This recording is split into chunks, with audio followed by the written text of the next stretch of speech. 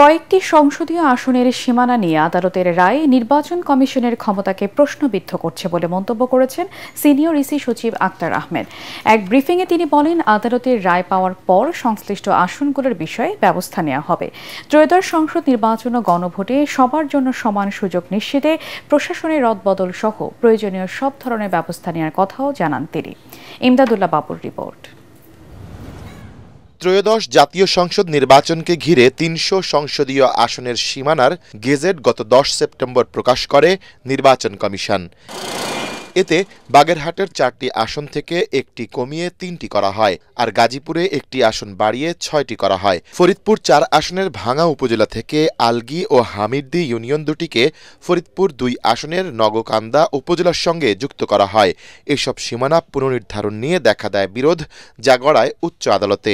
করা হয় প্রায় ৩ ডজন মামলা। এর মধ্যে বেশ কয়েকটি আসনের সীমানা পুনর্নির্ধারণ অবৈধ ঘোষণা করে আদালত।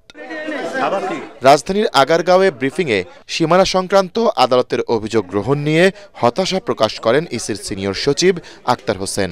রায়গুলো আমাদের ক্ষমতাকে খর্ব করছে কিনা যদি বলেন, তাহলে এক অর্থে এটা একটা প্রশ্নবিদ্ধ অবস্থানে আছে। খর্ব আর প্রশ্নবিদ্ধের ভিতরে পার্থক্য আছে। খর্বটা হচ্ছে বাতিল, আর প্রশ্নবিদ্ধ হচ্ছে কোয়েশ্চনেবল, যেটা which can be challenged. EC সচিব আরও বলেন, নির্বাচনী আচরণ বিধি সহ বেশ কিছু পরিপত্র এরই মধ্যে তৈরি করা হয়েছে। তফসিল ঘোষণার সাথে সাথে কতগুলো পরিপত্র দেওয়া হয় এবং সেই পরিপত্রগুলো রেডি করা আছে। লেভেল প্লেয়িং ফিল্ডের ক্ষেত্রে যে বিষয়গুলো প্রাসঙ্গিক হবে, আমরা সবটুকুই নিশ্চয়ই নিশ্চিত করব। যারা এর সাথে জড়িত রাজনৈতিক দলের, তাদেরও সদিচ্ছার ব্যাপার থাকতে প্রাসঙ্গিক। কেউ যদি না মানেন, তাহলে তার জন্য আইনগতভাবে যে ব্যবস্থাটা আছে সেটা নেওয়া হবে। রদবদল একটা চলমান প্রক্রিয়া, সেক্ষেত্রে নির্বাচন কমিশনের অনুমতি যদি যেটা প্রাসঙ্গিক হবে তারা সেভাবে নেবেন। প্রবাসে আনুমানিক ১,৫,০০,০০০ ভোটার আছেন তথ্য দিয়ে আক্তার আহমেদ বলেন, পোস্টাল ব্যালটে ভোট দেওয়ার জন্য এ পর্যন্ত ৩,১০,৪১৪ জন নিবন্ধন করেছেন।